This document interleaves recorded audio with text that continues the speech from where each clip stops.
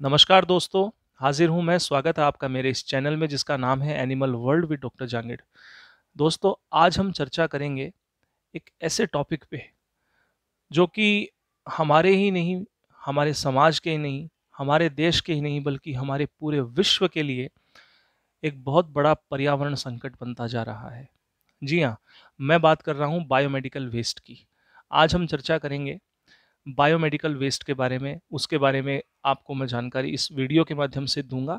पूरा वीडियो देखना है, वीडियो के साथ बना रहना है ताकि आप एक एक चीज़ बारीकी से समझ सकें और उसे अपना करके हमारे इस देश को, पूरे विश्व को, हमारे समाज को इस अभिशाप से बचा सके। तो चलिए शुरू करते हैं।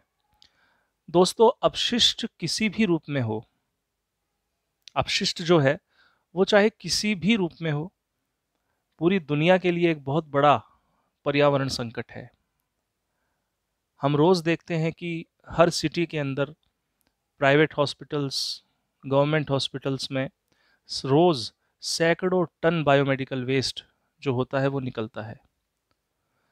इस बायोमेडिकल वेस्ट के अंदर बीमार लोगों के इलाज में यूज़ होने वाले वेस्ट या सामान शामिल होते हैं, जिनको वेस्ट यूज़ करने के बाद वेस्ट के रूप में ऐसे ही फेंक दिया जाता है। आगे चलकर यह वेस्ट बायोमेडिकल वेस्ट का रूप धारण कर लेता है, यानी कि जैव चिकित्सकीय अपशिष्ट का रूप धारण कर लेता है, जो कि हमारी और हमारे अलावा पशुओं की सेहत के लिए बहुत ही ज़्यादा हानिकारक होता है। बायोमेडिकल वेस्ट से न केवल हमारी हेल्थ पर ही फर्क पड़ता है बल्कि बायोमेडिकल वेस्ट से वातावरण की हवा, पानी, यहाँ तक कि हमारी धरती भी दूषित होती है। दोस्तों, ये जितने भी बायोमेडिकल वेस्ट होते हैं, इनमें एक बीमारी को एक स्थान से दूसरे स्थान तक स्थानांतरित करने की बहुत बड़ी क्षमता होती है। ये जितने भी बायोमेडिकल वेस्ट होते हैं, ये इंसान की बीमारियों को पशुओं में और पशुओं की बीमारियों को इंसान में ट्रांसफ़र करने की बहुत बड़ी क्षमता रखते हैं। इन जहरीले बायोमेडिकल वेस्ट में अनेक तरह के रेडियोधर्मी पदार्थ, इसके अलावा कुछ कई तरीके के जैव चिकित्सकीय औजार जैसे कि नाइफ, ब्लेड, सिरिंज, निडल आदि शामिल होते हैं।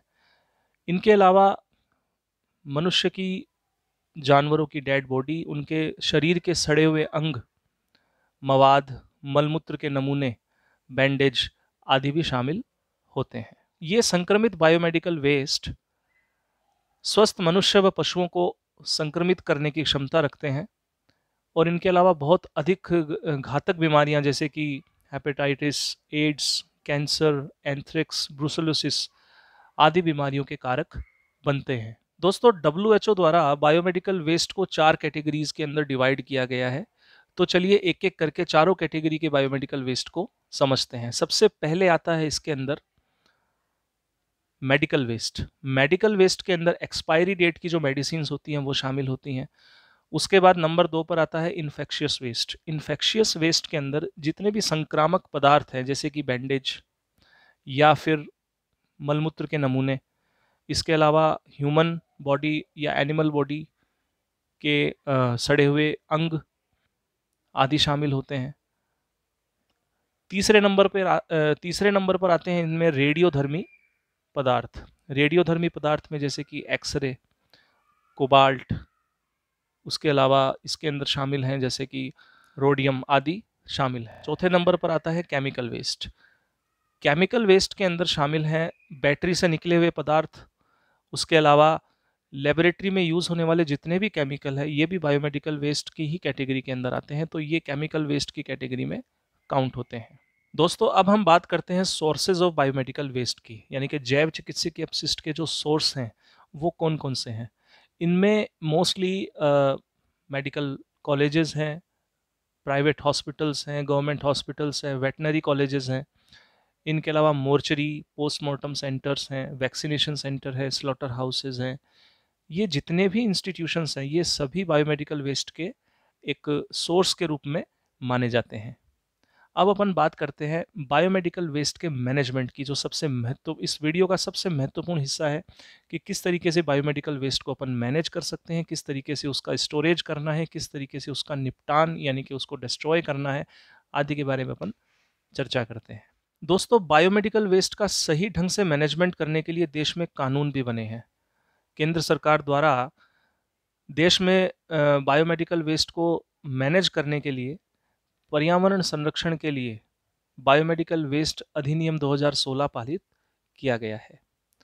इस कानून के तहत जितने भी सरकारी, गैर सरकारी संस्थाओं से जो भी बायोमेडिकल वेस्ट निकलता है उसे खुले में बिल्कुल भी नहीं फेंकना पड़ता है, यानी कि ना उसे खुले में बिल्कुल भी ना फेंकें। उसे सिर्फ और सिर्फ म्यूनसिपैलिटी के बायोमेडिकल वेस्ट में ही उनको रखा जाना चाहिए, उनका भंडारण उसी जगह करना चाहिए। इसके अलावा ना ही किसी स्थानीय कूड़ाघरों में किसी भी बायोमेडिकल वेस्ट को फेंकना है, या ना ही किसी गार्बेज खरीदने वाले को ये बायोमेडिकल वेस्ट बेचने हैं। यदि कोई व्यक्ति ऐसा करता पाया जाता है तो इस कानून के तहत सख्त कार्रवाई का भी प्रावधान है। इसके लिए 5 साल की सज़ा व जुर्माना दोनों शामिल है। कम से कम 1 लाख रुपए तक का भी जुर्माने का प्रावधान इस बायोमेडिकल वेस्ट के मिसमैनेजमेंट की वजह से किसी भी इंसान को भुगतना पड़ सकता है। सरकार द्वारा बायोमेडिकल वेस्ट के मैनेजमेंट के लिए और भी कई सारे नियम बने हुए हैं, जैसे कि संक्रमित और गैर संक्रमित पदार्थों को आपस में मिक्स ना करें।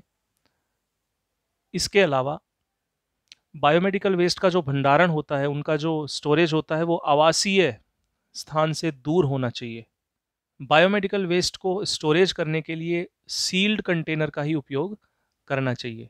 इसके अलावा बायोमेडिकल वेस्ट के भंडारण के लिए विभिन्न रंग के बैग भी निर्धारित किए गए हैं। तो चलिए उनके बारे में जानकारी लेते हैं। इसमें सबसे पहले आता है नीले रंग का बैग। नीले बैग में कांच से बने हुए एम्पूल, यानी कि जो भी इंजेक्शन फॉर्म में मेडिसिन्स है वो सब इसके अंदर डाली जानी चाहिए। दूसरे नंबर पर आता है पीले रंग का बैग। पीले रंग के बैग में मुख्यतः मानव अंग, जानवरों के अंग, इसके अलावा मलमूत्र के नमूने, मवाद, संक्रमित बैंडेज, कॉटन आदि डाले जाने चाहिए। तीसरे नंबर पर आता है काले कलर का बैग। इसके अंदर मोस्टली धातु से बने हुए पदार्थ डाले जाने चाहिए, जैसे कि संक्रमित ब्लेड, संक्रमित नाइफ, सिरिंज, निडल आदि। चौथे नंबर पर आता है लाल कलर का बैग।